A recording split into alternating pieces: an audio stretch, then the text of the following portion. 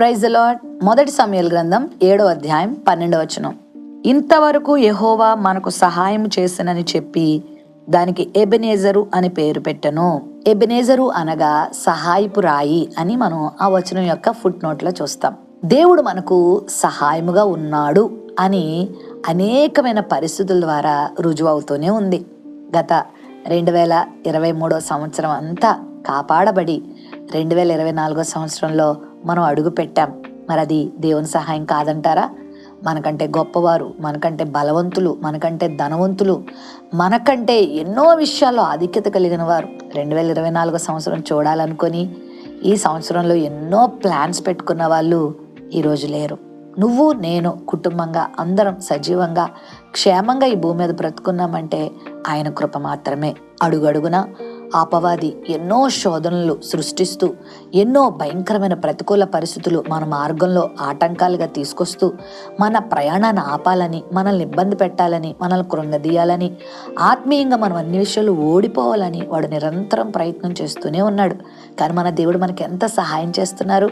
మనకు ఆరోగ్యం ఇస్తూ, క్షేమం ఇస్తూ, మన కుటుంబ జీవితాల్లో, వ్యక్తిగత జీవితాల్లో, ఆధ్యాత్మిక జీవితాల్లో ఎంతో సంరక్షణను మనకిస్తూ మనం జారిపోకుండా నిలబెడుతున్నాడు.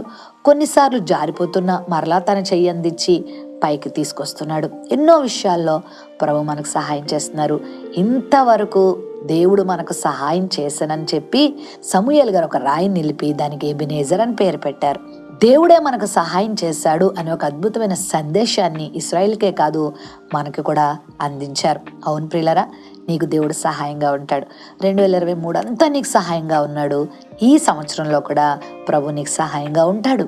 ఆయన నీకు చేయూతను అందిస్తాడు, నీకు సలహా చెప్తాడు, నీకు ఆలోచన చెప్తాడు.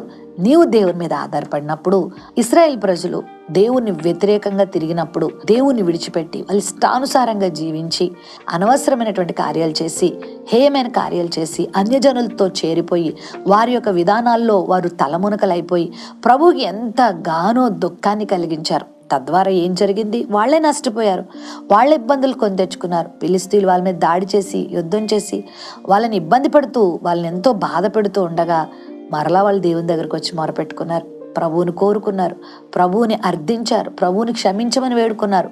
ఆ మిస్పా దగ్గర వాళ్ళందరూ తమ హృదయాలు కుమ్మరించి కన్నీటితో ప్రార్థన చేస్తున్నప్పుడు దేవుడు వారికి జవాబిచ్చి ఫిలిష్తీయుల మీద విజయం ఇచ్చాడు, అద్భుతాన్ని చేశాడు. మరలా వాళ్ళు మంచి రోజులు చూడగలిగారు, మరలా వాళ్ళు ఆనందాన్ని పొందగలిగారు, మరలా వాళ్ళు ప్రశాంతంగా వారి వారి ప్రాంతాల్లో నివసించగలిగారు. మరి దేవుడు నీ పక్షంగా కూడా అట్టి కార్యం చేయడానికి ఇష్టపడుతున్నాడు. నిన్ను శోధిస్తూ, నిన్ను బాధిస్తూ, నిన్ను దుఃఖపరుస్తున్న ప్రతి శోధన నుండి, ప్రతి బాధ నుండి, ప్రతి వేదన నుండి, ప్రతి మానసిక క్షోభ నుండి దేవుడిని విడిపించి నీకు కూడా సహాయపు రాయిగా ఎబెనేజర్గా దేవుడు ఉండబోతున్నాడు. ఈ 2024లో నీకు సహాయం ఎవరు అని ఎవరైనా మిమ్మల్ని అడిగారు అనుకోండి, నాకు సహాయము యెహోవాయే, నాకు సహాయము నా ప్రభువే అని నువ్వు ధైర్యంగా చెప్పచ్చు.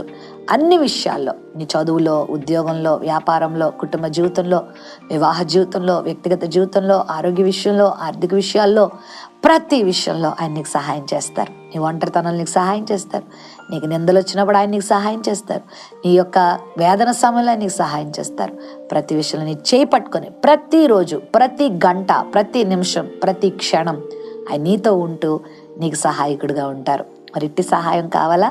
ఈ ఎబెనేజరు నీవు కలిగి ఉంటావా? ప్రేమ నమ్మకం కలిగిన మా తండ్రి వందనాలు. ఎబెనేజరుగా, సహాయపు రాయిగా మీరు మా జీవితాల్లో ఉన్నందుకు వందనాలు. ఈ సంవత్సరం అంతా నీ సహాయం మేము పొందుకుంటూ ఆశీర్వదించబడే వారిగా సిద్ధపరచమని యేసు నామములో ప్రార్థిస్తున్నాం తండ్రి, ఆమెన్.